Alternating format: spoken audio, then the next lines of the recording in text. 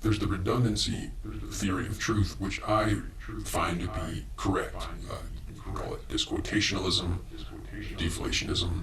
It doesn't really matter. The point is that we call our own strong beliefs true.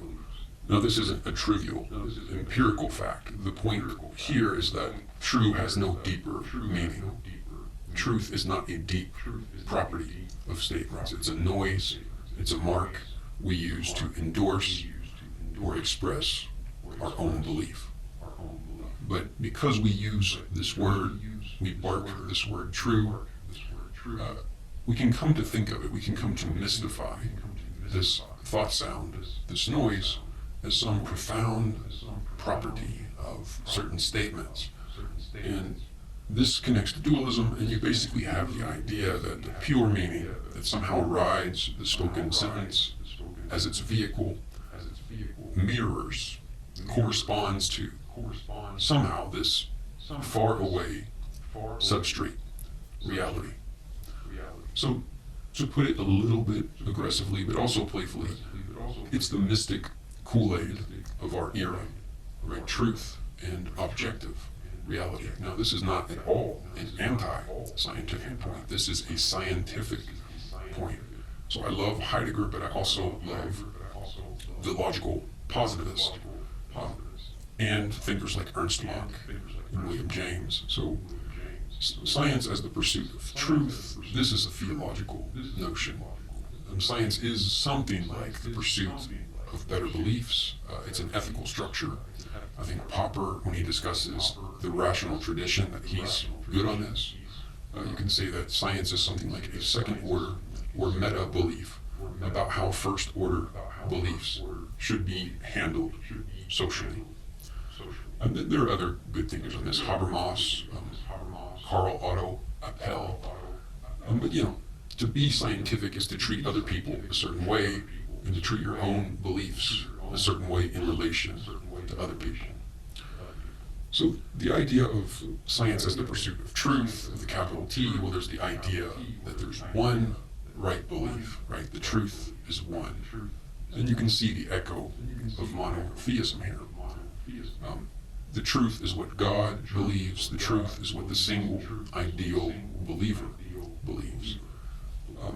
What we have here is the tacit projection of an omniscient third-person narrator who articulates the world, and the substrate at least implies such an articulation. Belief in a substrate that functions as truth maker. Well, for that substrate to be a truth maker, it has to already have the form of belief.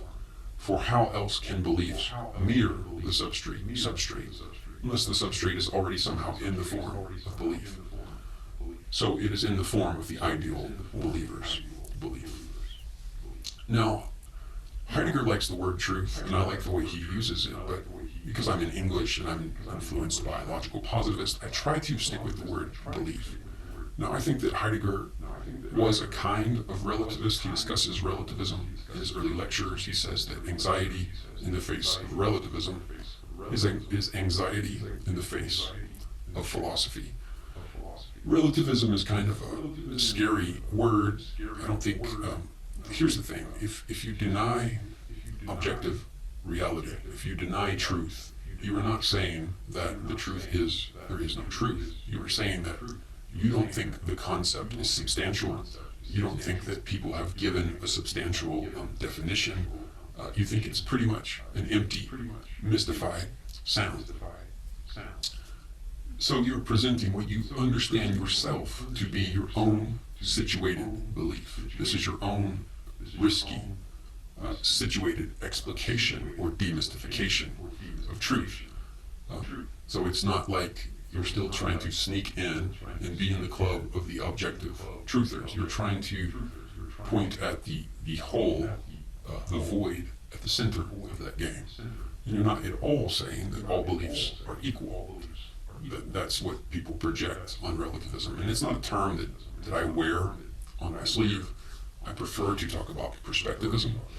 But anyway, for me, belief, I use it kind of as a term of art for the articulation of the world from point of view. So my belief is something like my system of beliefs, many of which are not in the form of language. You might say that I enact my belief. My belief is manifest in my comportment through the world. However, I can find words for my belief, for some of my beliefs. Now, my deep beliefs, these are the things that Gadamer talks about. We are constituted by prejudice. We are most constrained, you might say, by the beliefs that we don't even know we have. So dualism would be an example of a belief we inherit from the past, and it lives in us. In fact, it leaps ahead of us.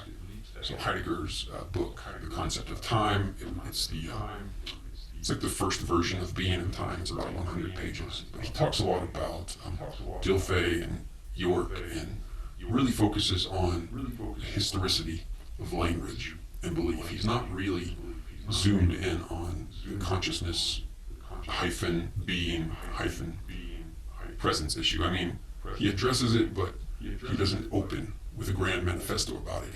He's instead most concerned, I think, at least in the beginning, with the historicity of meaning, the way that the generations pass on ways of understanding the world.